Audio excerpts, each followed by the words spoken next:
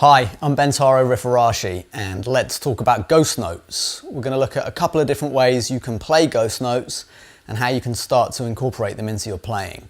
I think the best way to go about this is to start simple and then build layers. But to begin with, let's look at 3 different ways we can play ghost notes. All of the ghost notes I'm going to talk about in this lesson are played with the right hand, and the first one is kind of a slap, where I just put my hands on the string between notes. And in this way, I'm kind of emulating what the snare drum would do in a drum groove. So if I have a simple drum beat like this, then the bass drum is on beat 1 and the snare drum is on beat 2, bass drum on beat 3, snare drum on beat 4. So if I use a note as the bass drum and a little slap like that as the snare drum, then I can make a groove.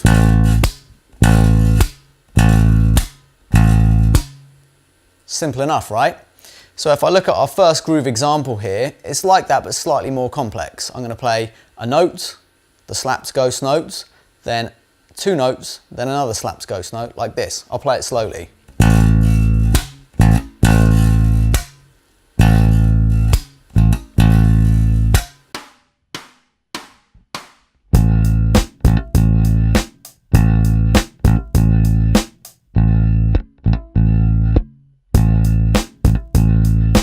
The second way I can play ghost notes is to pick a note, as I normally would with my right hand, but without holding anything down with the left hand. Or. But what also works is to do that in combination with the slap, so slap pick. So to put that in a groove context,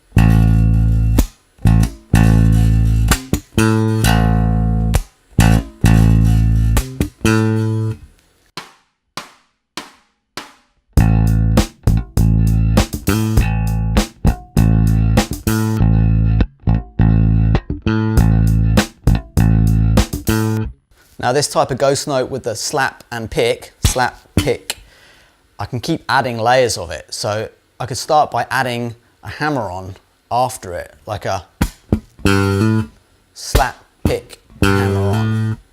Let's put that in a groove.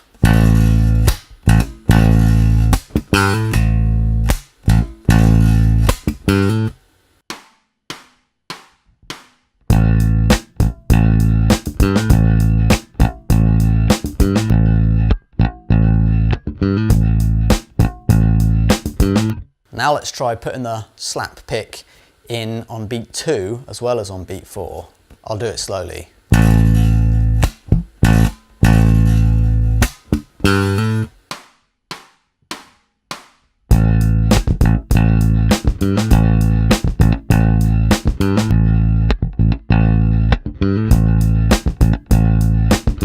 We can put the slap pick idea, slap pick, on different beats of the bar as well to kind of add more rhythmic elements to our groove. So here's a more involved 2-bar phrase that puts it on beats 1 and 2 in the second bar. I'll play it very slowly first.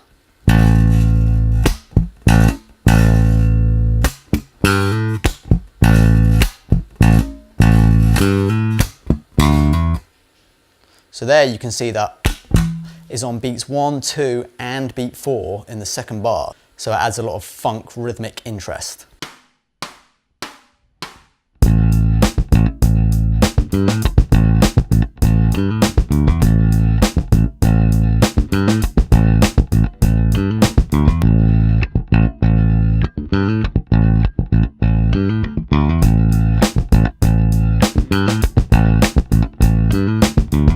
In this next 2-bar phrase, I'm going to put 3 ghost notes at the start of the second bar, a slap and 2 picks, like this. So let's see how that sounds. I'll play a very slow groove first.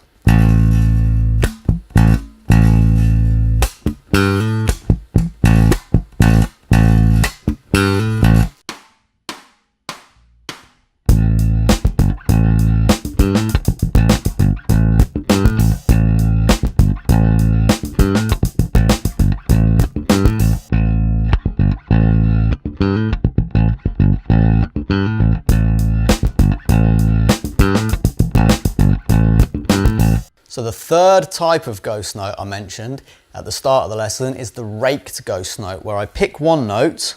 Here I'm playing A on my D string, and then as my finger comes across, it keeps going onto a muted note, and then plays again onto the E string. So notes, ghost note, notes, all with one finger movement. Bup, bup, bup.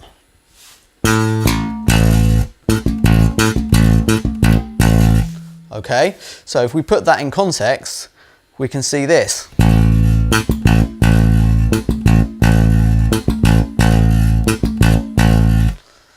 What I can also do is rake across any two strings to get two ghost notes. So I'm using my index finger here twice, ghost, ghost, middle finger. Or I could do it the other way around, start with my middle finger, ghost, ghost, index finger. So our next groove example, I'll play very slowly for you, it uses both of these ideas.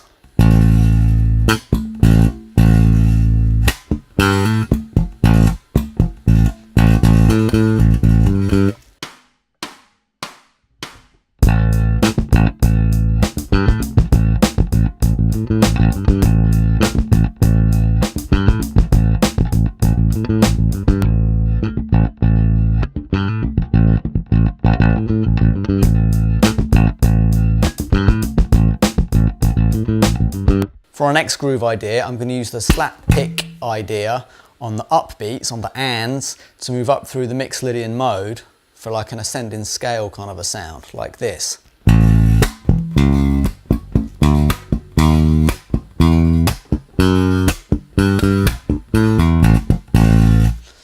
So there I had the ghost notes, 1, 2, so they come on the and, 1 and a 2 and a 3. But there I had 3.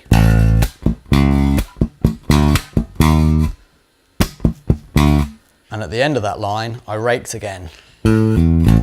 So I raked notes this time. Note, note, note, all with the index finger. Ba, ba, ba, then a ghost note.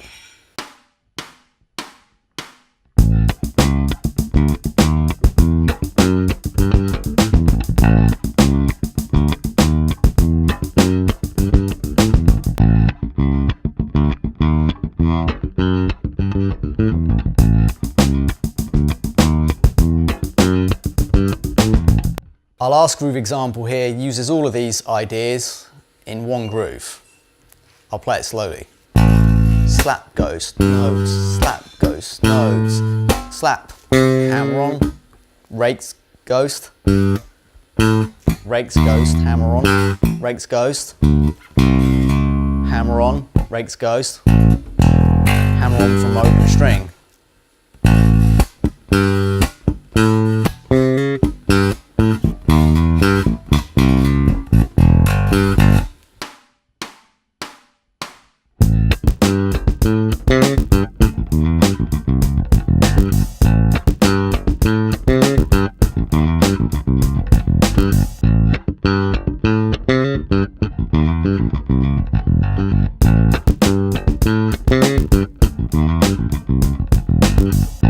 So as you can see, ghost notes add a lot of funk magic. They'll really bring a groove to life. They'll really give it that kind of secret special sauce that makes it sound inherently bass playery, inherently funky, but they're quite difficult to get into your playing. So what I hope this gives you is a strategy to start implementing them in layers, step by step, to where you can start having them occur naturally in your own playing. But what I also definitely recommend is that you go transcribe some lines played by master bass players that contain ghost notes. And I'd recommend the chorus line from the tune Come On Come Over by Jaco Pastorius, which has some great ghost notes in it. Also, Jaco's line on The Chicken has a lot of ghost notes in it, but I'd also recommend checking out Francis Rocco Prestia's work with the band Tower of Power. This guy's amazingly funky, incredible bass player. And I think if you transcribe these lines, you really absorb a lot of that magic by the transcription process. You don't get the same result really from just learning it off of sheet music. Thanks for watching everybody. I'm Bentaro Rifferashi. The sheet music that goes with this lesson is available for free on my website, link below, and all the backing tracks, the drum loops that I use to play the audio examples here, they're all there as well for you to download as well. Thanks a lot, see ya!